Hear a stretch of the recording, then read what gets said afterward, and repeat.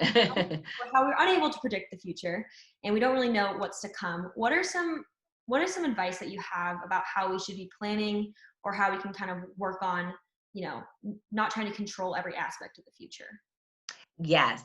And that is one of the things that I feel has been a real challenge for all of us is not being able to plan. And I think that one of the things that ends up happening is that when this first started, it was so overwhelming. I had a colleague describe it as kind of sprinting the first 5 miles of a marathon. And now that this is kind of been happening for a while, we're all hunched over, trying to catch our breath, being like, oh my goodness, I just sprinted these 5 miles. I'm exhausted. I'm tired. I'm overwhelmed. I don't know if I have enough resources to keep going. And then we're like, I still have 21 miles to go. And I have no idea what the terrain is going to be or what the weather is going to be. I just know that I have 21 more miles. And so for me, it's really about thinking what is within your control. And so, as a runner, one of the things that I think about is that I can't predict the terrain and I can't predict the weather sometimes. And so, what I do is, if those factors are not under my control, I think about, okay, if I run in a place where there's a lot of overhang or a place where I can seek shelter, then that's something that I can control. And so basically, planning for the future is what can you plan that is within your control. So you may not be able to plan a gathering or an outing with your friends, but you can plan a Zoom call. And I'll say a little bit something about social distancing and quarantining. It comes with a high psychological cost. And I think that in so many ways that message has kind of gotten lost, that this is really hard. And the reason why people are starting to get impatient with quarantining is because it's psychologically difficult.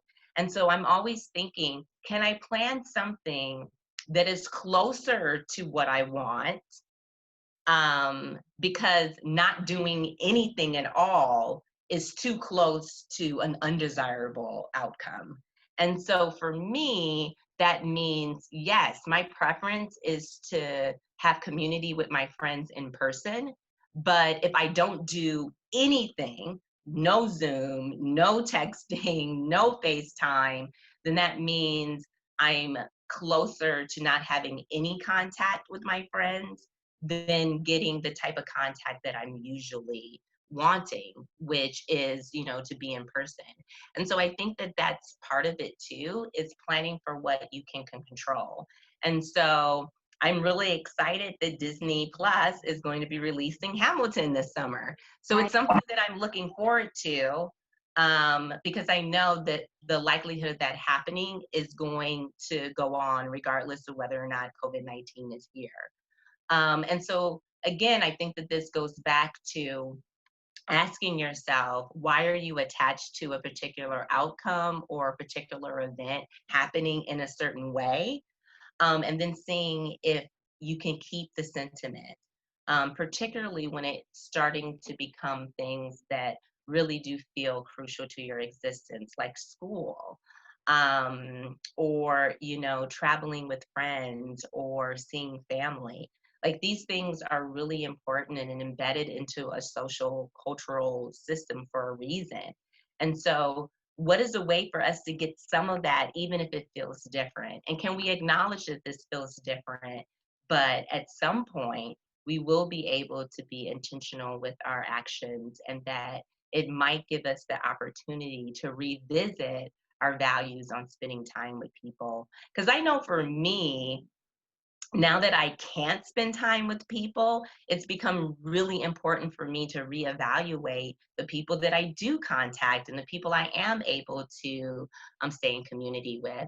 So, again, just planning based upon things that you have control over and not getting too frustrated when things that you don't have control over get disrupted, because that's part of not having control right now, which is that we are really shrunk in terms of what we can actually execute.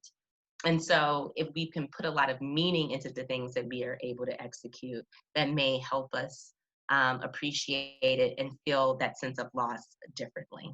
Yeah, I agree with that. I think that, having something to look forward to in the week that's not maybe like a class or some of those things that we feel like we have to do is, a great motivator to kind of get through Mhm, the week. And so making sure that we're continuing to kind of plan things that we can control, like a mhm, like game night, or I know Netflix party is something that's new. mhm, You can like watch movies with friends and text about it on the app, which is mhm, really great. So I think that, that definitely helps make it feel like we have a lot more kind of in our control. And so mhm. I know for people like me who aren't too good at being flexible with plans, this has just been a difficult time. So I think that's really good advice.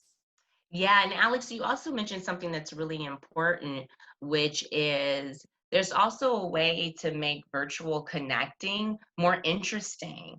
I think that because Zoom is such an important feature in our lives, that sometimes the idea of getting on Zoom and doing a games night can be like, oh, okay, I'm still on Zoom.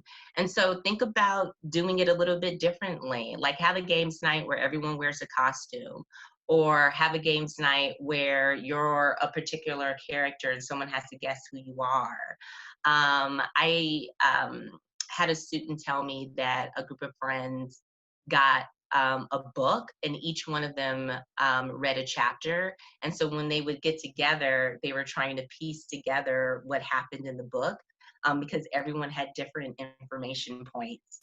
And so, again, find these creative ways to connect because, again, it's not only going to help keep the brain stimulated, but it breaks up the monotony of Zoom and Zoom fatigue. Yeah, absolutely. I think that sounds great. Thank you so much. Yeah.